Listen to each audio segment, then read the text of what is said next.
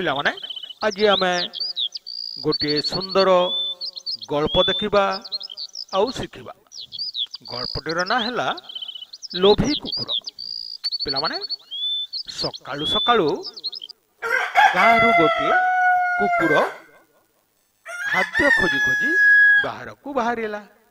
ସେ ଯାଉଁ ଯାଉଁ ବାଟରେ ଗୋଟିଏ ମାଂସ ଖଣ୍ଡ ପାଇଲା। ସେଇ ହାଡ଼ ମାଂସ ଖଣ୍ଡଟିକୁ ପାଟିରେ ଧରି ସେ ଆଗକୁ ଗଲା ଆଉ ଭାରି ଖୁସିରେ ସେ ଗୋଟିଏ ନଦୀ କୂଳରେ ଗୋଟିଏ ପଥର ଉପରକୁ ଚଢ଼ି ଖାଇବାକୁ ଚେଷ୍ଟା କଲା।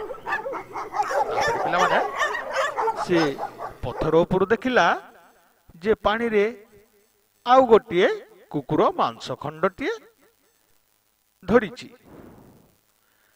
ପିଲାମାନେ ପାଣିରେ ତାର ପ୍ରତିଛବି ଦେଖି ସେ ଆଉ ଗୋଟିଏ କୁକୁର ମାଂସ ଖଣ୍ଡଟିଏ ଧରିଛି ବୋଲି ସେ ଭାବିଲା। ଆଉ ସେ ତାର ମାଂସଟିକୁ ଛଡ଼ାଇ ଆଣିବାକୁ ଚେଷ୍ଟା କଲା ଏବଂ ଭୋ ଭୋ କରି ସେ ରଡ଼ି ଛାଡ଼ିଲା।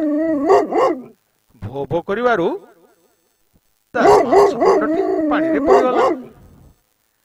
କୁକୁର ରାଗରେ ପାଣିକୁ ଡେଇଁ ପଡ଼ିଲା, କିନ୍ତୁ ସେ ପାଣି ହଲି ଯିବାରୁ ଆଉ ତାର ପ୍ରତିଛବି ଦେଖାଗଲା ନାହିଁ। ସେ ପୁଣି ଭୋ ଭୋ କରି ରଡ଼ି ମାଂସଟିକୁ ଆଉ ପାଇଲା ନାହିଁ।